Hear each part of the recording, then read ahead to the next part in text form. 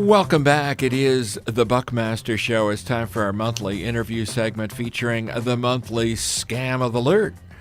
It is presented by the Better Business Bureau of Southern Arizona. It's always a pleasure to welcome Suzanne Miller, Director of Communications and Consumer Affairs at the BBB. Suzanne, how are you? I'm good. Happy holidays, Happy Bill. holidays Happy to birthday. you. Thank you very much. Since I won't see you. Yeah, coming up this weekend. So a lot going on. I was telling you that no one is immune these days to the hackers, the scams. Someone got a hold, I guess, of my credit card about a week ago, and luckily Citibank got on top of it. And so they issued a new card. But who knows where, with all the violations that have been going on, the big one that happened with Marriott, who knows where they're getting the credit card information. Right. You just really have to be careful about wherever, you're putting your personal information. Remember, you're leaving a footprint, and people are getting your information from all different various sources. Let's talk about some of the specific holiday scams going on. So many people shopping online. If you've been to the mall lately, you know that the malls are taking a big hit lately from all the online shopping. But that gives the scammers great opportunities. It really does, and it goes back to what you were saying earlier, where your credit card company called you.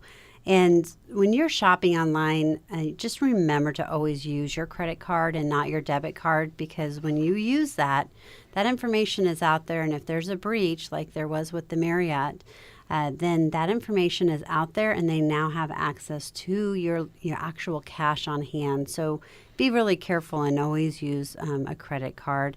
And also, when you're shopping online, we used to always tell you that you want to use a secure site if you're putting in your personal information or your financial information.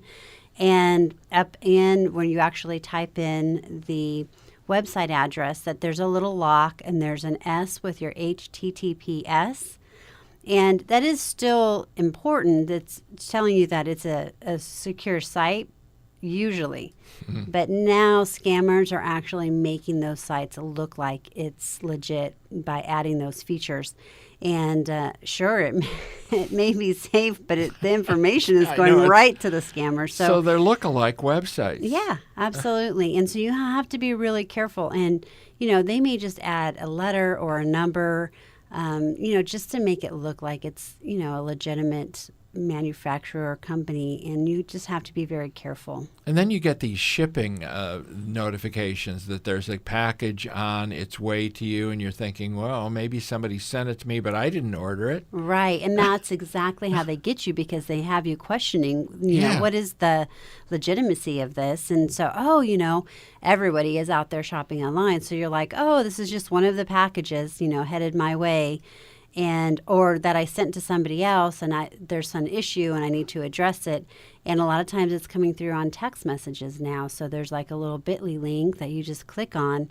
When you click on that, that is opening yourself up for some malware, some viruses. So you want to be very careful. And if nothing, it's going to send you to a site that's going to take your personal and your financial information. So always, if you've placed an order and you think, this might be true, go to where you actually go to the source. The notification that you get after you place that order, and it gives you the tracking number. Click on that. I'm a little leery of these. I know they're fun, and a lot of people like to do them. You mentioned my birthday coming up, and I'm sure that I'll have a few of these Ecards, these electronic greeting cards. But sometimes you feel like, do I really want to open this?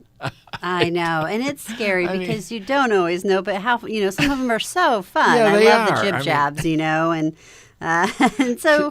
You want to, you don't want to miss somebody's, greetings to you. Exactly, but there are red flags. Yeah, and you really, you just need to make sure, like when it says the sender's name, is that really, is that somebody I know? And then if it is, check with them first and say, hey, did you send me an e-card? And if they say yes, then Yeah. you're good. But don't just don't click on it. Even letters from Santa now are being corrupted. I know, our one and only Is nothing Santa. sacred anymore? I The letters know. to I feel like I'm here to just bah humbug What the the heck? holidays. I mean, But we do want people to stay safe and have a joyous holiday. So Jeez. I'm really telling you things to do to stay safe. But yeah, I mean, the letters from Santa, there's so many fake companies out there that do that. And of course, we know there's only one Santa. yeah. So, and he does, have companies that work for him, but you better make sure that, it's the right company and really do your, your research by looking up, reviewing the company that you're going to work with and, look at what other people say and, look at past history. That's really important. Phony charities, they're all over the place as well this time of year. I know, and it's so disheartening It because is, we have a there beautiful are some community. wonderful charities that need your support, but then there's this group that try to compromise it. Right, Yeah. and we destroy that generous mood of giving. Exactly. But Yeah. you know what? I think the biggest thing is to give you the resource of give.org. Give.org is our Wise Giving Alliance, and you can type in a charity and have them pull up and click on that link to learn more about the charity itself, but also to click on the link to their site to give. That way you're not, just, going to an unsolicited email that you get or a phone call. That's the big thing right now. You're getting a lot of unsolicited calls and you Yes. don't know who's on the other end. No. So, you may get some information, but don't give online. Don't give over the phone. Gift cards, very popular right now, but be cautious. Yes. So there's a few things with that. One is they're actually going and scanning those gift cards before you buy them. So they'll be going and, heading around in the store and taking that information. So when they're sold, then they actually are activated and they're typing in the numbers to use them. The other thing is that they're actually just randomly trying numbers without, just waiting for them to get activated and then use them before you use them. A lot of people don't use their gift cards right away, so it gives them Right. time. So you really have to be careful. Buy the gift cards that are packaged up that you can't see the information on the back of. Also want to quickly go over some of these tips to stay safe during the holidays, or really even beyond the holidays, Suzanne Miller. It's important, I think, when people are gifting things, make sure there's a gift receipt. That's really important. Well, it is because you want them to be able to, take it back if it's not just right. And the warranty information, make sure that they have that information.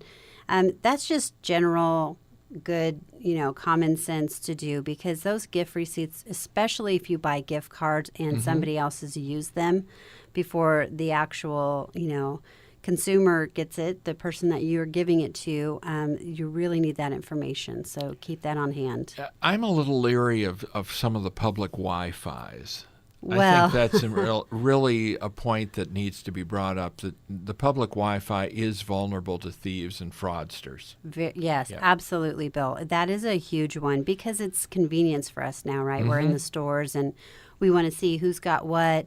And if we are looking at our bank accounts or our credit card accounts using a public Wi-Fi, Oh, boy. thieves can be watching you and getting all of that information. It's not safe. So if you want to just do research, go for it. But if you're going to put in your personal information and your banking information, your financial information, do not use public Wi-Fi. Let's talk about the BBB website. You guys have done such a great job with that. Folks can do their research there. They can look out for scams. They can find out about charities. It's a great resource. Thank you, Bill. Yeah, I really am grateful that the BBB, I'm not just because I work for the BBB, but it really is a great site, especially for charity review. We've got that on there. We've got a lot of articles that are, topic heavy when you have something that you're wanting to look into, and, the general business directory. When you want to hire a vendor, do your research first and just type in the information in the business directory. And your scam alert, you're constantly updating that at BBB. Yes. .org. And that, especially this time of year, if you think that you are being targeted with a scam, go to our scam tracker. And it is, on our bbb.org website, and type in some keywords that you think, kind of show what scam you're being targeted with, and see what other people are reporting about that, especially online. If there's a lot of scam online shopping sites, which is happening right now. Like we have the websites of, for our kids, and this store is completely out of them. And then all of a sudden this website pops up and it says, we have them and they're half off. Oh my goodness. Like, how did that's you a miracle. that I was looking for that? Right? And Yeah. but it's a fake site and you'll never get the product, and No. you just gave all of your information to them. So Email be phishing. careful. And Be phishing, careful. yeah, that's just, like you said, this is all year round. This is just, phishing via emails is huge right now. Like you'd mentioned, the Ecards. The email phishing is just the links that are in your, from unsolicited people or from people you think you know. But if you really look at the email address, hover your mouse over the address, it's not what it appears to be. And so you really want to, be careful about that. And if there's ever a link, don't click on it. Figure out what the main what is it for, and go directly to that site. BBB.org. Great job. Suzanne Miller, it's always a pleasure. We'll look forward to working with you in 2019. I want to wish you and yours a very joyous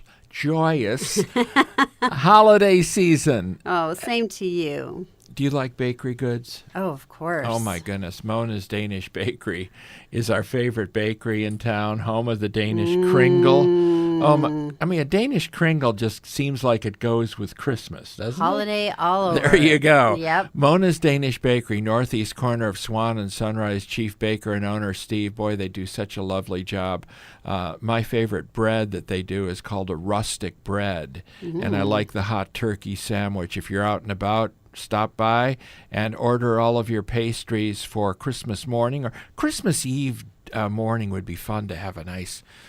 My favorite is the almond Danish Kringle. Oh, me too. So That is good. my the favorite. Almond. Oh my goodness! And they don't skimp on the almond either with their Danish Kringles. It's packed with All right. that good I'm going. almond paste. Mona'sDanishBakery.com for more. We'll be right back.